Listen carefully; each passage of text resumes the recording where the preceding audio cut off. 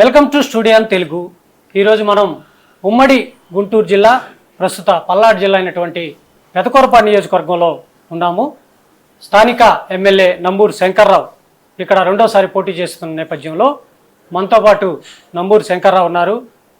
ఎన్నికల ప్రచారం ఎలా సాగుతుంది అనే దాని మీద మనం ఈరోజు స్పెషల్ ఇంటర్వ్యూ చేయబోతున్నాము. సార్ నమస్కారం. సార్ ఎలా ఉంది? మీ రెండోసారి పోటీ చేస్తున్నారు, మీ ఎన్నికల ప్రచారం ఎలా ఉంది? ఎన్నికల ప్రచారం అనేది ప్రత్యేకంగా ఏం లేదు. నేను 5 సంవత్సరాల నుంచి ప్రజల్లోనే ఉండి ప్రజలకి పనులు చేస్తూనే ఉన్నాను. అదే భాగంలోనే ఇప్పుడు కూడా కంటిన్యూ చేస్తున్నాను. కాబట్టి ప్రత్యేకంగా నేను ఎన్నికల కోసం దానికి కొంత టైం కేటాయించాల్సిన పని లేకుండా నాకు సరిపోయింది. ఎందుకంటే నేను అభివృద్ధి చేశాను కాబట్టి నేను జనాల్లో వెళ్ళిపోతూ ఉన్నాను. మీ పథకాలు గతంలో మీరు 5 ఏళ్లలో పథకాలు చేశారు. ఆ పథకాలు ప్రజలకి అందినయా లేదా అనే దాని మీద కూడా మీరు ఒక డ్రైవ్ లాగా ఏమన్నా నిర్వహించారా? ప్రతి ఇంటికి గడప గడపకి తిరిగాను. తర్వాత మీకోసం మీ ఎమ్మెల్యే ప్రోగ్రాం పెట్టుకుని కూడా తిరుగుతూ ఉన్నాను ప్రతి గ్రామంలో కూడా. ఇంకా గ్రామాల్లో ఏమైనా అందలేదా, ప్రతి ఇంటికి ఇంకేమైనా సంక్షేమ కార్యక్రమం అందలేదా, ఇంకేమైనా డెవలప్మెంట్ ఆగిందా, ఎక్కడన్నా మేజర్గా సంక్షేమ కార్యక్రమం ఎక్కడన్నా ఆగితే ఏదైనా టెక్నికల్ ప్రాబ్లం తప్పితే 90% 95% మొత్తం అందరికీ అందినాయి. పార్టీలు, కులాలు, మతాలు లేకుండా, భేదాలు లేకుండా అందరికీ ఇవ్వడం జరిగింది. మరి డెవలప్మెంట్లో కూడా అలాగే ప్రతి గ్రామంలో కూడా చేయటం జరిగింది.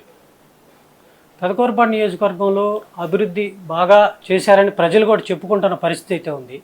ప్రతిపక్షాలు నంబూరు శంకర్రావు 5 ఏళ్లలో ఏమీ అభివృద్ధి చేయలేదు పెదకూరపాడు నియోజకవర్గంలో అని చెప్తున్న పరిస్థితి అయితే ఉంది. దీని మీద మీరేమంటారు?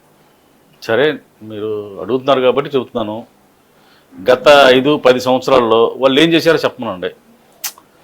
ఫలానా కట్టించామని చెప్పమనండి. నేను చెబుతాను. ఇప్పుడు నియోజకవర్గంలో ఏ ఊర్లో తీసుకున్నా 82 కోట్ల రూపాయలు పెట్టి ప్రతి స్కూల్ కూడా డెవలప్ చేయడం జరిగింది. కొత్త హై స్కూల్స్ తీసుకురావడం జరిగింది, కొత్త బిల్డింగ్స్ తీసుకురావడం జరిగింది. ఏ గ్రామాన్ని తీసుకోండి. మరి అట్లాగే హాస్పిటల్స్ పెదకూరపాడులో గత శాసనసభ్యుడు సొంత గ్రామం అది 8.5 కోట్లు పెట్టి హాస్పిటల్ కట్టి ప్రారంభోత్సవం చేయటం జరిగింది. అమరావతిలో ఎక్స్టెన్షన్ 3,25,00,000 కట్టి ప్రారంభోత్సవం చేయడం జరిగింది. అట్లాగే అత్తులూరులో 1,87,00,000 సుమారు అది కట్టి ప్రారంభోత్సవం చేయటం కూడా జరిగింది. అచ్చంపేటలో 2,25,00,000 అది కట్టి ప్రారంభోత్సవం చేయటం జరిగింది. దొడ్లేరులో కడతా ఉన్నారు, కన్స్ట్రక్షన్లో ఉంది. మరి చింతపల్లిలో ఒకటి కట్టాల్సింది ఉంది, ఆల్రెడీ కోడి వల్ల శంకుస్థాపన చేయలేకపోయాం. మరి ఇన్ని హాస్పిటల్స్ సుమారు ఏదన్నా కానీ 27 కోట్ల రూపాయలు హాస్పిటల్ మీద రెన్యువల్ చేయడం కానీ, కోసూరు కానీ, చినరాజపాలెం కానీ ఇట్లా హాస్పిటల్ మీద పెట్టింది సుమారు 27 కోట్ల రూపాయల్లో పెట్టడం జరిగింది.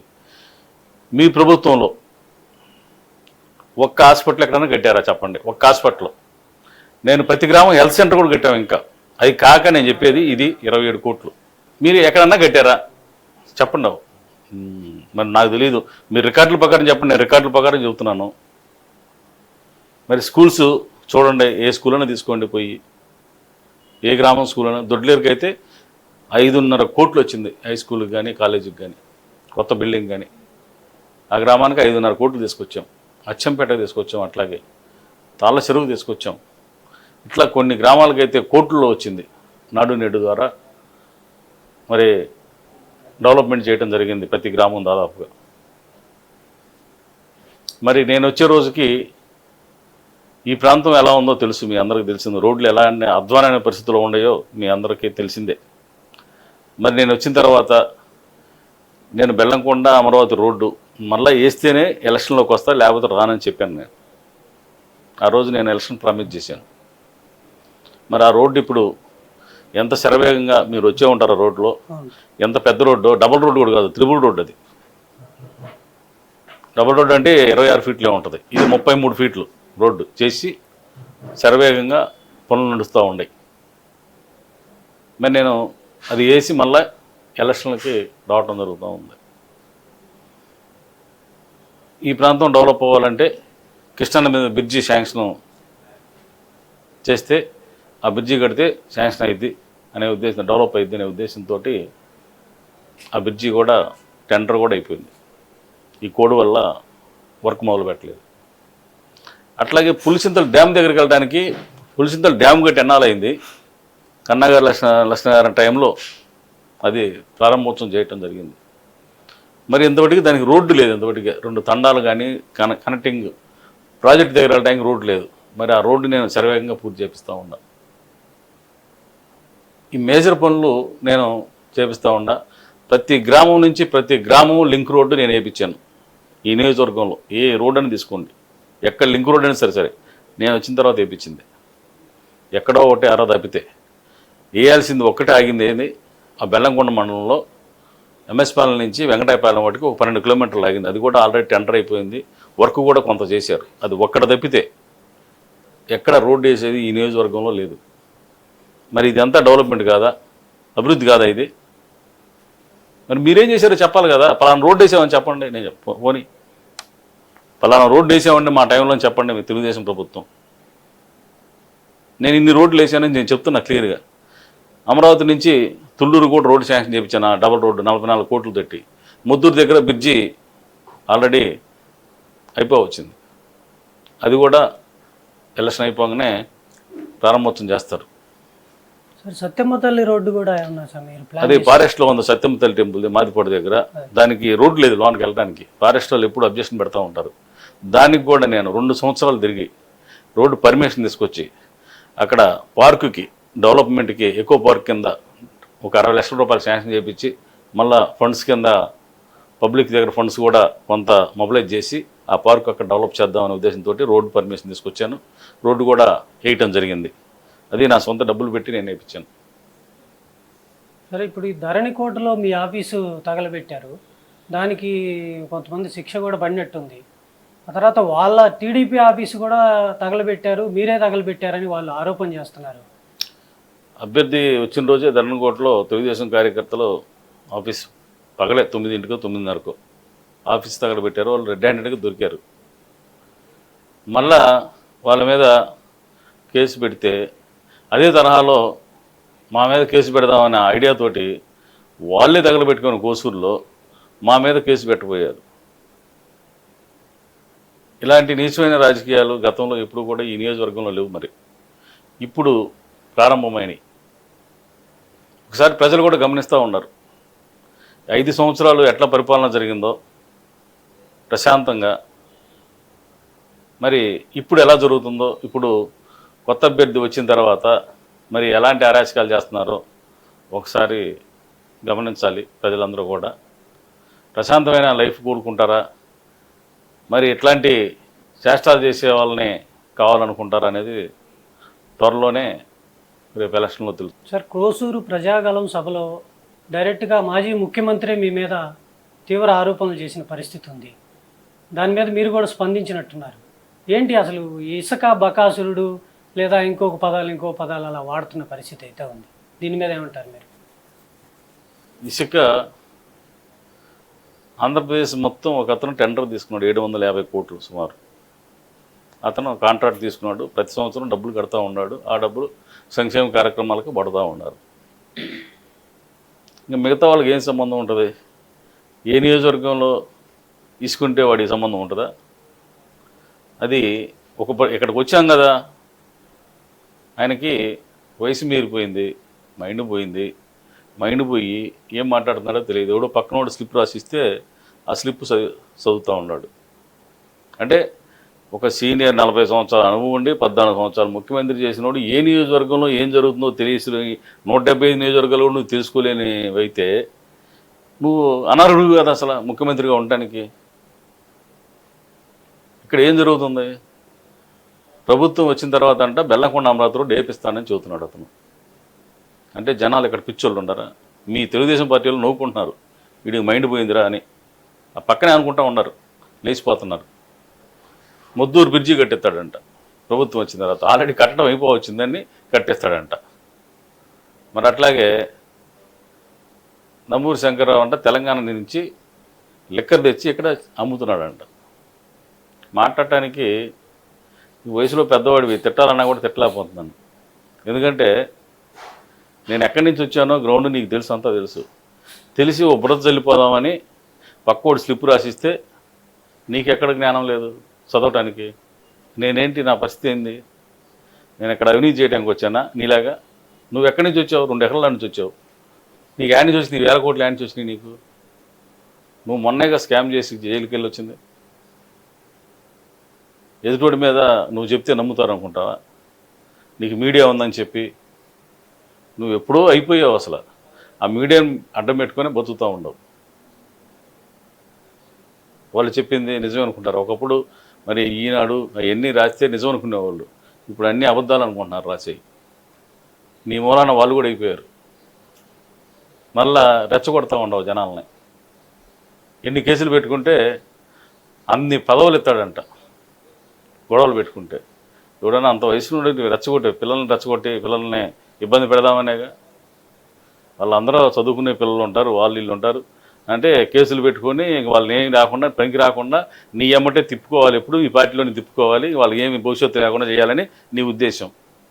అంత తప్పితే నువ్వు చేసే పని ఏం లేదు. అందుకే నీకు జనం రాకుండా పోయారు. 5,000 కూడా రాలా కోసూరులో. అమరావతిలో పెట్టినప్పుడు 5,000 రాలా. నీ పరిస్థితి అది. నేను ఒక ఇంట్రడక్షన్ ఎంపీ అభ్యర్థిని ఇంట్రడక్షన్ పెడితే 20,000 వచ్చారు నాకు ఇక్కడ కోసూరు. నేను పెడితే దాంట్లో 4వ వంతు రాలా నీకు.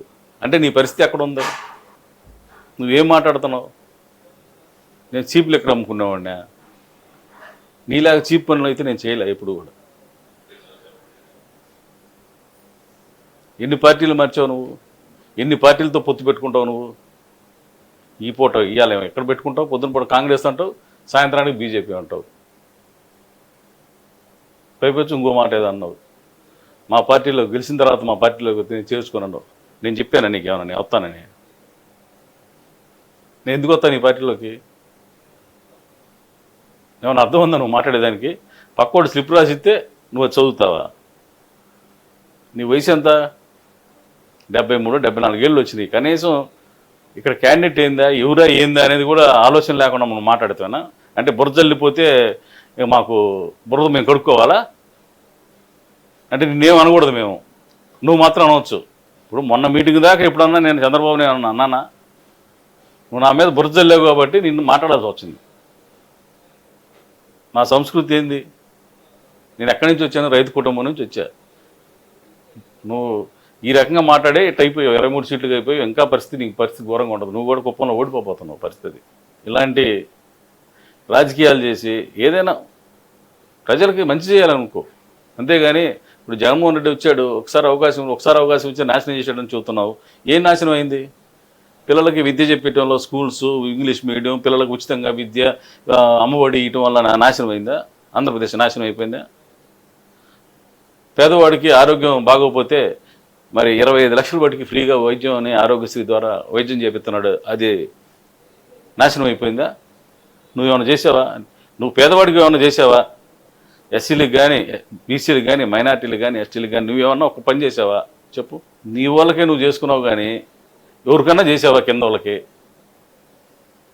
ఒకసారి ప్రాక్టికల్గా ఆలోచించండి. ఇది వాస్తవం నేను చెప్పేది. నువ్వేదో 40 సంవత్సరాల అనుభవం ఉందని చెప్పి నువ్వు చెప్పింది నమ్ముతారు అనుకుంటా ఉండవు. పెదకూరపాడులో ఐటీ కంపెనీ కట్టిస్తావా?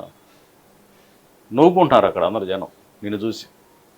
5 సంవత్సరాలు నీకు పదవి ఇస్తే మరి రాజధానిలో ఎందుకు కట్టలేదు? ఒక కంపెనీ ఎందుకు కట్టలేదయ్యా? ఐటీ కంపెనీ ఎందుకు కట్టలేదు చెప్పావు? ఇక్కడ పెదకూరపాడులో కట్టేస్తావా? అసలు నోరా తాటి మట్ట అది చెప్పడానికి, అబద్ధాలు చెప్పడానికి?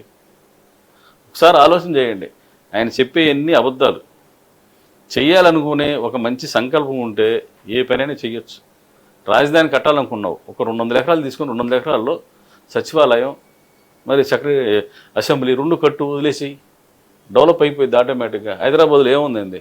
ఎవరు కట్టారేంది? సచివాలయం అదే ఉంది మనకి. డెవలప్ ఎప్పుడే ఎట్లయింది? పబ్లిక్ పోయారు, అక్కడ క్లైమేటు అక్కడ బాగుంది, కలిసి వచ్చింది. రియల్ ఎస్టేటు ఎవరికి వాళ్ళు లేఅవుట్లు తెచ్చుకున్నారు, దాన్ని డెవలప్ చేశారు. అన్ని రకాలుగా సిటీ డెవలప్ అయిపోయింది. అంతేగాని నువ్వే 60,000 ఎకరాలు బిల్డింగులు కడదాం అనుకుంటే ఎట్ట కుదిరిద్ది? నువ్వే వ్యాపారం చేద్దాం అనుకుంటే? అంటే మిగతా వాళ్ళందరూ ఎక్కడ కృష్ణా గుంటూరు జిల్లా వాళ్ళంత పిచ్చోళ్ళ? నువ్వు అక్కడి నుంచి వచ్చి కుప్పం నుంచి వచ్చినోడివి. నువ్వు చేసేదంతా మోసం.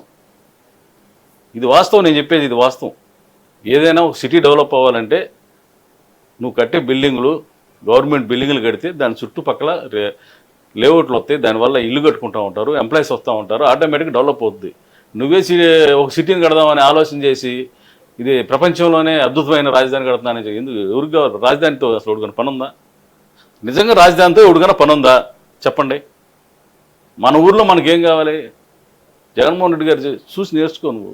నీవు ఆయన నీ కొడుకు అంత వయసు, ఆయన ఏం చేశాడు ఒకసారి ఆలోచన చెయ్యి. సచివాలయం కట్టాడు, ఊళ్ళోనే మొత్తం పని అవుతుంది. అసలు ఎవరికి ఎక్కడికి బయట పోయే పని లేదు. మండల ఆఫీస్కి, కలెక్టర్ ఆఫీస్కి, అసలు సెక్రటరీతో పని ఏంది మనకు? అసలు వాస్తవంగా మాట్లాడుతున్నాను నేను. సెక్రటరీతో మనకు పని ఏంది? ఆఫీసర్లకు. అది సామాన్య మానవుడికి ఏంది? ఎందుకు అవసరం ఏంటి? ఇది ప్రాక్టికల్ నేను చెప్పేది. సచివాలయంలో అన్ని పనులు అవుతున్నాయి, రైతు భరోసా రైతులకు పనులు అవుతున్నాయి, హెల్త్ సెంటర్ అక్కడే ఆరోగ్యం మొత్తం టెస్టులు చేస్తున్నారు, పైకి అవసరమైతే పైకి పంపిస్తున్నారు, మొత్తం ఫ్రీ. ఇవన్నీ లంచాలు లేవు. నీలాగా జన్మభూమి కమిటీలు లేవు. ఇక్కడ జన్మభూమి కమిటీలు పెట్టి నువ్వు మీ కార్యకర్తలు, మీ ఎమ్మెల్యేలు దోసుకున్నారు గతంలో. అందుకే నీకు 23 సీట్లు అప్పు చెప్పారు.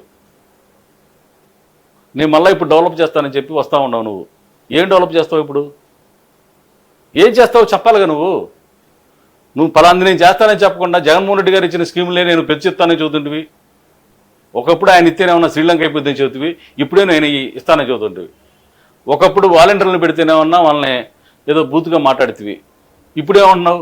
వాలంటీర్ వ్యవస్థను బలోపేతం చేస్తానంటున్నావు, మళ్ళీ నేను 10,000 జీతం ఇస్తాను అంటే జగన్మోహన్ రెడ్డి గారి పాలన బాగుందని నువ్వు ఒప్పుకుంటావు కదా. మరి ఒప్పుకుంటే నీ పరిపాలన ఎందుకు? ఇంకా మాకు జగన్మోహన్ రెడ్డి కంటిన్యూ కానివ్వండి. మరి ఎందుకు అంటే ఇది వాస్తవం నేను మాట్లాడేది. ఇదంతా ఆయన అవసరం ఉందా? ఇప్పుడు చంద్రబాబు ఆ వయసులో మళ్ళా ముఖ్యమంత్రి అవ్వాల్సిన అవసరం ఉందా? ఇంతమంది పొత్తులు పెట్టుకొని ఒక జగన్మోహన్ రెడ్డి ఒక అతన్ని ఓడించాలి అనే ఒక దుర్మార్గమైన ఆలోచన తప్పితే మరి నీకేమైనా ఉందా? మంచి చేసేవాడిని చేయని, డెవలప్ అవుతుంది. ఆల్రెడీ స్టేట్ డెవలప్ అయిపోతుంది పూర్తిగా. పోర్టులు 7 పోర్టులు కడుతున్నాడు ఆయన. వాటి వల్ల ఇన్కమ్ వస్తాయి. సంపద సృష్టిస్తానంటున్నావు. ఏ రకంగా సృష్టిస్తావో చెప్పట్లేదు కదా. నువ్వు రియల్ ఎస్టేట్ వ్యాపారం చేసి సృష్టిస్తావా? ఏం చేస్తావు నువ్వు? ఒకసారి ప్రజలు గమనిస్తూ ఉన్నారు. నీ సంగతి అందరికి తెలిసిపోయింది. నువ్వు 5 సంవత్సరాల్లో ఏమీ చేయలేదు డెవలప్మెంటు. కనీసం ఒక్క పథకం రుణమాఫీ పెట్టావు, అది కూడా రైతులకి నువ్వు మేలు చేయలేకపోయావు. దాన్ని సగంలో ఆపేసావు. ఒక్క పథకం అన్న పెట్టావా? నీది చంద్రబాబుది ఈ పథకం అని ఒక్కటి చెప్పుకోవడానికి ఒకటి ఉందా? రాజశేఖర రెడ్డి గారు ఏం చేశాడు? ఆరోగ్యశ్రీ పెట్టాడా? ఫీజు రింబర్స్ పెట్టాడా? ఉచిత విద్యుత్ ఇచ్చాడా? ఆ విద్యుత్తుని గురించి కూడా మాట్లాడుతుంది. తీగల మీద బట్టలు ఆరేసుకుంటారని చెప్తుంది. వ్యవసాయం దండగంటివి. నువ్వేమైనా ఒక ప్రాజెక్టు స్టార్ట్ చేసి పూర్తి చేసావా ఇప్పుడు నీ జన్మలో? ఒక్కటే చెప్పుకోవడానికి నీకు లేదు. ఇన్ని సంవత్సరాలు నేను సీఎం చేశాను, నేనే బిల్ గేట్స్ పక్కన కూర్చున్నాను అని చెబుతూ ఉంటావు. నువ్వు ప్రాక్టికల్గా వచ్చేళ్ళకే నీదంతా మోసం, గ్రాఫిక్స్. నువ్వు చెప్పే మాటలు వింటారనుకుంటావు. ఎవడు వినేవాళ్ళు లేడా? ఎవడికైతే పేదవాడికి లబ్ధి పొందిందో ఆ లబ్ధి పొందిన ప్రతి ఒక్కడో కూడా జగన్మోహన్ రెడ్డి గారికి ఓటేస్తూ ఉన్నారు. వన్ సైడ్గా 175కి 175 సీట్లు రాబోతున్నాయి. రేపు మైండ్ పోయింది మీ అందరికి. చూడండి కావాలంటే. జగన్మోహన్ రెడ్డి మొన్నదాకా పరిపాలన చేస్తుంటే నువ్వేమన్నావు? ప్యాలెస్లో కూర్చుంటున్నాడు, తాడేపల్లి ప్యాలెస్లో కూర్చోక ఏం చేయాలి? ఆయన ఏం చేయాలి? పరిపాలన చేయాలి. నీలాగా పూటకు ఒకసారికి వచ్చి రాజకీయం చేయట్లే. ఆయన పరిపాలన చేశాడు. ఆయన ఇప్పుడు ఎలక్షన్లు వచ్చినాయి, బయటకు వచ్చాడు. బయటకు వస్తే జనసమూహం చూసావు కదా నువ్వు. ఆ జనసమూహాన్ని చూసి దడుచుకుంటున్నారుగా మీరు. పోయినసారి పాదయాత్ర కన్నా డబల్. ఈవెన్ కృష్ణా గుంటూరు జిల్లాలో కూడా ఎట్లా వచ్చారో చూశారు కదా. మీకేదో కృష్ణా గుంటూరు జిల్లాలో సీట్లు వస్తాయని మీరు భ్రమపడతా ఉన్నారు. ఎక్కడ రావు, గుర్తుపెట్టుకోండి. వన్ సైడ్గా ఎలక్షన్ జరుగుతుంది. ఇంకా పాపం వాళ్ళని, ఆ తమ్ముళ్ళని, తెలుగు తమ్ముళ్ళని రెచ్చగొట్టి వాళ్ళని కేసులు పెట్టి బాబు దయచేసి. అరే బాబు, మీరు కూడా చెప్తున్నానే, మీరు చంద్రబాబు చెప్పే మాటలు నమ్మారంటే మీరు అన్ని రకాలుగా నష్టపోతారు. నేను చెప్తున్నా. పోయినసారి ఎంత దుర్మార్గుడు అంటే ఇతను ఓడిపోతానని తెలిసి ఇంటెలిజెన్స్ వాళ్ళు ఇచ్చిన రిపోర్టింగ్ ఇచ్చిన కూడా రాజగోపాల్ చేత స్టేట్మెంట్ ఇప్పించిన దాకా ఇన్ని సీట్లు వస్తాయని ఇప్పించి మీ అందరినీ పందేళ్ళలో నాశనం చేశాడు. గుర్తుపెట్టుకోండి. ఇప్పుడు కూడా అదే జరిగిద్ది. క్లియర్గా చెబుతున్నా తమ్ముళ్ళారా మీరా. ఎందుకంటే నా సమాజంలో ఉన్నారు కదా మీరు కూడా ఎక్కువగా. మీరు మొత్తం పోతారు నాకు తెలిసి. అతను మాటలు వింటే మొత్తం పాతాళలోకానికి పోతారు. నేను చెప్తున్నా ఇదే. ఆ పరిస్థితుల్లో మీరేమనుకుంటున్నారు నాకు తెలియదు. మీరు మట్టానికి అయిపోతారు. నేను చెప్పదలుచుకుంది ఇదే. ఇప్పటికైనా మేలుకోండి. మేలుకొని ఎవరు పని వాళ్ళు చేసుకోండి దయచేసి. అతను నమ్ముకున్న వాళ్ళు ఎవడు కూడా బాగుపడలేదు ఇంతవరకు ఒక్కడు కూడా. అభివృద్ధి అంటే జగన్మోహన్ రెడ్డి గారు, సంక్షేమం అంటే జగన్మోహన్ రెడ్డి గారు. ఈ నియోజకవర్గంలో నేను ఏం చేశానో ప్రజలకు తెలుసు. నేను చేయబోయేది కూడా ఒకటే ఉంది, ఇంకా లాస్ట్లో మీకు చెప్పేది. పులిచింతల బ్యాక్ వాటర్ నుంచి నాగిరెడ్డిపాలెం చెరువులోకి నీళ్ళు తీసుకొచ్చి బెల్లంకొండ, అచ్చంపేట, కోసూరు ఈ 3 మండలాలు కూడా తాగునీరు, సాగునీరు ఈ 2 పంటలకు నీళ్ళు ఇచ్చే విధంగా నేను డిజైన్ చేశాను. తప్పనిసరిగా అది చేసి పెడతాను.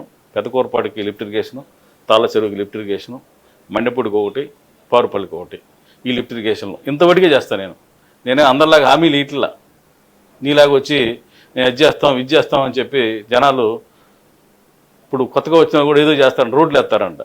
ఎక్కడుందో ఒక రోడ్డు చెప్పకుండా వేయాల్సిన రోడ్డు ఏదైనా ఉంటే వేయండి, అది నేను చెప్పేది.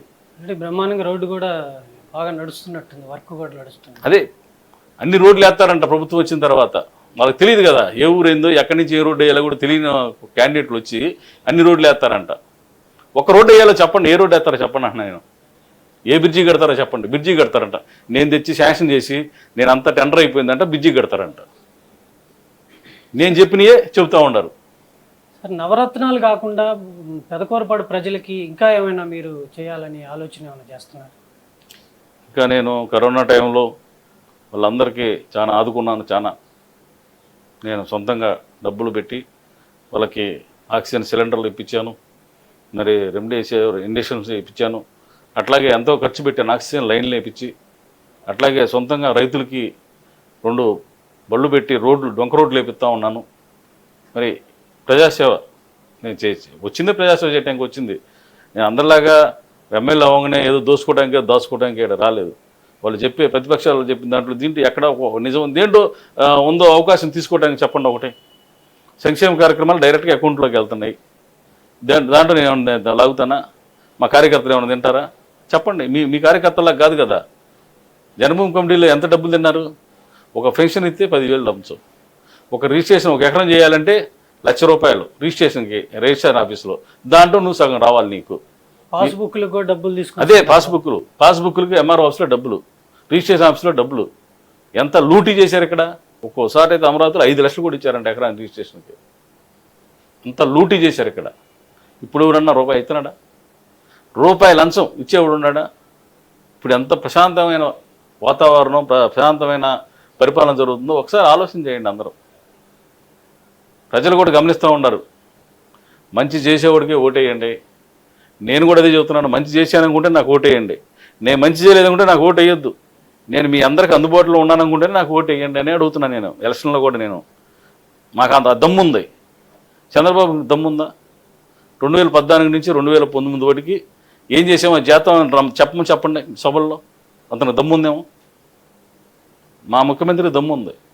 19 నుంచి 24 వరకు ఏం చేసామో అవి చేసిన వాటికి నేను ఓటు అడుగుతున్నామని అడుగుతున్నాడు ఆయన. నీకు ఆ దమ్ముందా? లేదు కదా. నీకు మొన్న కూడా చెప్పాను, నీకు ఇదే చివరి ఎలక్షన్లో. మరి ఆ పార్టీ కూడా, తెలుగుదేశం పార్టీ కూడా అసలు పార్టీ వాళ్ళు వస్తారు. ఆ పార్టీ వాళ్ళు లాక్కుంటారు. జరగబోయే సిచ్యువేషన్ ఇది. దీంట్లో అవాస్తవం అనేది ఏది లేదు. వాస్తవం నేను చెప్పింది అన్నీ కూడా వాస్తవాలు. సార్, గతంలో 2 సార్లు టీడీపీ గెలిచింది ఈ నియోజకవర్గంలో. 2019లో మీరు గెలిచారు. 2024లో కూడా మీరు ఎంత మెజార్టీతో గెలవబోతున్నారంటే ప్రజలు ఆల్రెడీ నంబూరు శంకర్రావుని గెలిపిద్దామని ప్రజలు చాలామంది అనుకుంటున్న పరిస్థితి అయితే ఉంది. ఎంత మెజార్టీతో మీరు గెలవబోతున్నారు? ప్రజలు డిసైడ్ అయిపోయారు. నాకైతే 25,000 నేను వస్తాను అనుకుంటున్నాను. అన్ని మండలాలు నాకు మెజార్టీ వస్తాయి. వాళ్ళకి ఏదో ఆ మండలం ఉంది, ఈ మండలం ఉందని చెప్పుకుంటూ ఉండరు.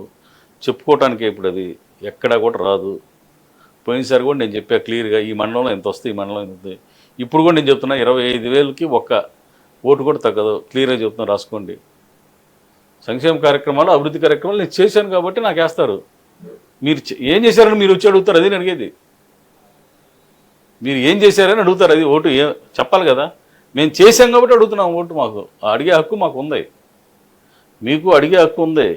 కానీ మీరు ఏం చేశారో చెప్పాలి కదా. ఇక్కడ గత 30 సంవత్సరాల మీద జరగంది నేను ఈ 3 సంవత్సరాల్లోనే చేశా. 2 సంవత్సరాలు కరోనాలో పోయింది. ఈ 3 సంవత్సరాలు నేను ఎంత కష్టపడ్డానో ఇక్కడ ఉండే ప్రజలకు తెలుసు. అది ఈరోజు మంచి చేస్తేనే ఓటేయండి అంటూ కూడా నంబూరు శంకర్రావు చెప్తున్న పరిస్థితి. ఎప్పుడైనా సరే 25,000 మెజార్టీతో ఖచ్చితంగా పెదకూరపాడు నియోజకవర్గంలో విజయం సాధిస్తానంటూ కూడా స్థానిక ఎమ్మెల్యే నంబూరు శంకర్రావు చెప్తున్న పరిస్థితి అయితే ఉంది.